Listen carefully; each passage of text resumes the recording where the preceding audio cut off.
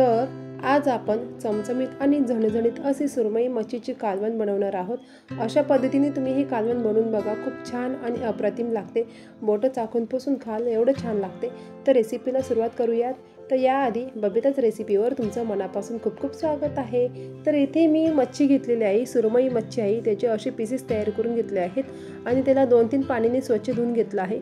आता यात आपण 1 चमचा मीठ आणि अर्धा चमचा हळद टाकून घ्यायची आहे आणि त्याला व्यवस्थित चोळून घ्यायचं आहे आणि झाकून ठेवूयात। 15 ते 20 मिनिटं आपल्याला मुरवत ठेवायचं।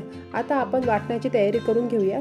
तर इथे मी 2 मोठ्या आकाराचे कांदे उभे चिरून घेतले आहेत, थोडीशी कोथिंबीर धुवून घेतली आहे स्वच्छ आणि काही खडे मसाले आहेत, छोटे तुकडे दालचिनीचे, 4 लवंग, 4 मिरी आणि 1 वेलची आणि 10-15 लसणाच्या पाकळ्या, 2 इंच आल्याचे तुकडे आणि सुकं खोबऱ्याचे काप आणि 1 चमचा जिरं। कोरडे मसाले आहेत, 2 मोठी चमचे लाल तिखट, 1 चमचा धना पावडर, पाव चमचा गरम मसाला, चवीनुसार मीठ घ्यायचं आणि हळद आणि 1 चमचा तीळ। आता आपण इथे वाटणाची तयारी करूयात। सर्वात प्रथम आपण कांदा भाजून घेऊयात। तेथे मी 1 चमचा तीळ टाकलेला आहे।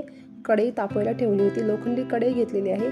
त्यात मी आता कांदा व्यवस्थित गुलाबी रंग येईपर्यंत आपल्याला कांदा भाजून घ्यायचा आहे। आता यातच मी आता खोबरंही भाजून घेणार आहे। त्याच्यासोबतच खोबरंही आपल्याला तांबूस रंग येईपर्यंत भाजून घ्यायचं आहे।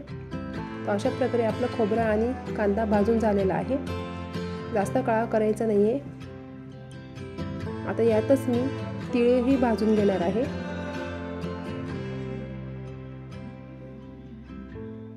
आता हे वाटण आपण एका बाजूला काढून घेतलं आहे डिशमध्ये। आता यात आपण हे वाटण थंड झालेलं आहे। आता हे वाटण आपण मिक्सरमध्ये वाटून घेणार आहोत।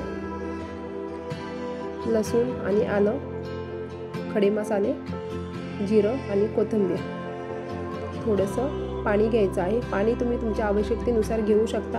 आता हे वाटण आपल्याला बारीक वाटून घ्यायचं आहे।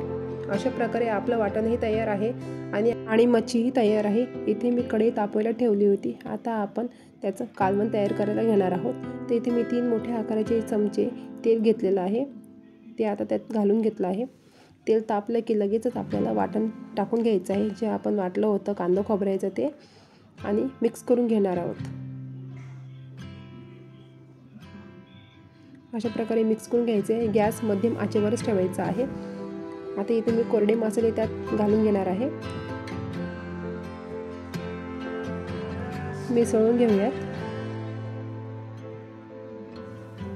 आणि हे वाटणाला आपल्याला तेल सुटेपर्यंत व्यवस्थित शिजू द्यायचं आहे मध्यम आचेवर। इथे मी फिश करी मसाला घेतलेला होता, 1 मोठा चमचा, तो मी त्यात मिक्स केलेला आहे। तुम्ही बघू शकता मस्त आपला मसाल्याचा कलरही बदललेला आहे आणि छान प्रकारे तेलही सुटलेलं आहे। अशा प्रकारे आपलं वाटण तयार झालेलं आहे। आता यात मी थोडंसं पाणी टाकून घेणार आहे। त्याच वाटीमध्ये मी पाणी घेतलेलं होतं आणि मिसळून घेऊयात।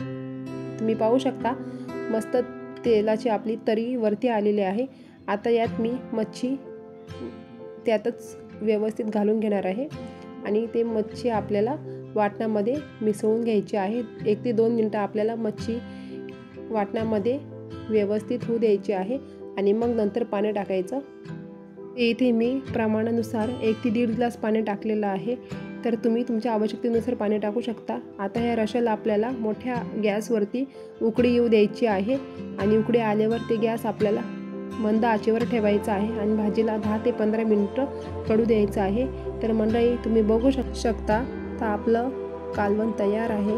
खूप छान तरी आलेली आहे आणि रसाही खूप छान झालेला आहे। आता हे कालवण आपण सर्व करून घेऊयात। थोडीशी कोथिंबीर टाकायची वरून मस्त। तर मंडळी तुम्ही बघू शकता आपलं कालवण मस्त दिसतंय। तर अशाच प्रकारे तुम्ही हे कालवण घरीच बनवू शकता, खूप छान आणि अप्रतिम लागते। तर अशाच नवीन रेसिपी पाहण्यासाठी बबिताज रेसिपीला लाईक करा, शेअर करा आणि सबस्क्राईब करा। Bye bye.